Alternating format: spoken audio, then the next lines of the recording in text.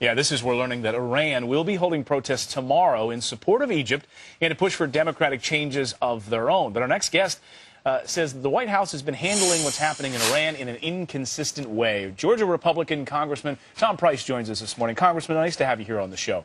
Good morning. Thanks so much. Yeah, you blasted the president in 2009 for their handling of the Green Movement there in Iran, noticeably absent. And I think most people were shocked to not hear anything from the White House for a number of days, I think like 10 days.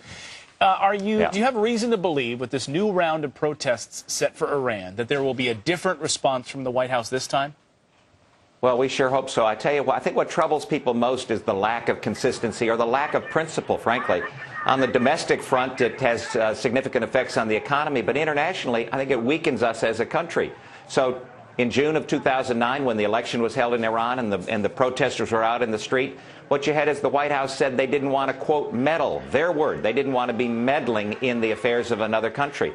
And then this past 2 weeks in Egypt, the president was very engaged after they decided what to do. So there's a lack of consistency, and I think that harms us as a country. We need to be supporting those freedom fighters all around the world. If, Congressman, there's a tone setter of where the administration is going next, I think it is this from our Vice President Joe Biden. Listen. The Iranians trying to take advantage of the situation in Europe have only exposed the bankruptcy of their system. I say to our Iranian friends, let your people march. Let your people speak. Release your people from jail. Let them have a voice. It's a pretty clear message to President Ahmadinejad. Are you satisfied with that approach? Well, we welcome the vice president and the president to the fray right now, but where were they in June of 2009?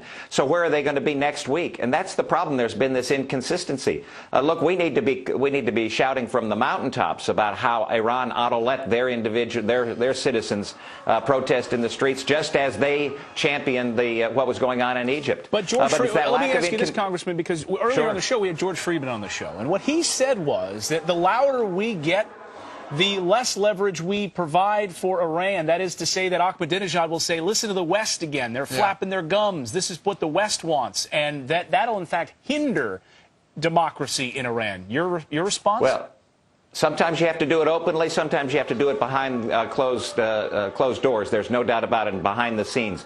But what I'm concerned about is this lack of consistency out of the administration. So nobody knows what they're going to say next week.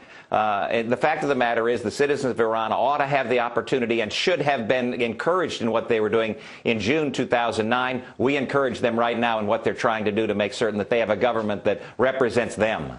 Yeah, clearly they are finding their voice on stability in the region. While we've got you, I have to ask you about the president's budget proposal tomorrow. He's not talking about 2011, as are House Republicans like yourself. Are you satisfied with the cuts he's proposing as we move forward for 2012?